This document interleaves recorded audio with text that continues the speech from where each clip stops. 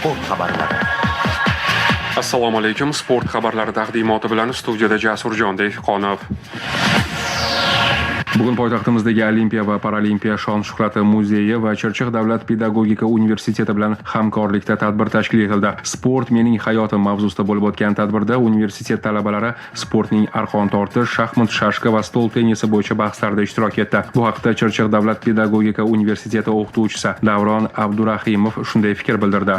Musobaqalar jarayonida bizning talabalarimiz sportning stol tennisi, shaxmat, shashka, arqon tortish bellashuvlari bo'lib o'tdi. Maqsadimiz talabalarimizda sportga bo'lgan qiziqishlarini kengroq jalb qilish va Olimpiya va Paralimpiya shon-shuhrat muzeyidagi sportchilarning erishgan yutuqlari va natijalari bilan talabalarimizni kengroq tanishtirib, talabalarimizdagi Olimpiada o'yinlariga bo'lgan qiziqish, sport turlariga bo'lgan qiziqish Olimpiya va Paralimpiya shon-shuhrati muzeyi ochiq ekskursiya tariqasida musobaqalar o'tkazish jarayonlarida kengroq targ'ib qilindi va talabalarimizda taassurotlari kengaydi. Mavzuni davom ettiramiz. Chirchiq davlat pedagogika universiteti maktabgacha va boshlang'ich ta'lim fakulteti talabasi Kamola Hamidova Olimpiya va Paralimpiya shon-shuhrati muzeyidan olgan taassurotlari haqida shunday deydi.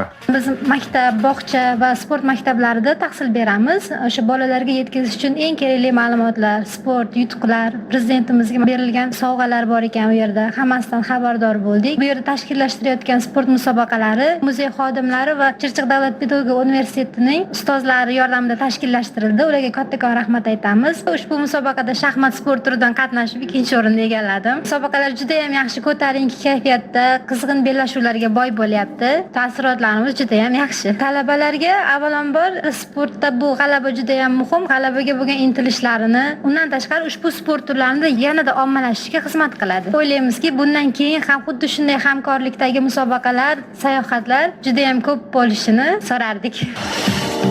Siz sport xabarlari bilan tanishdingiz.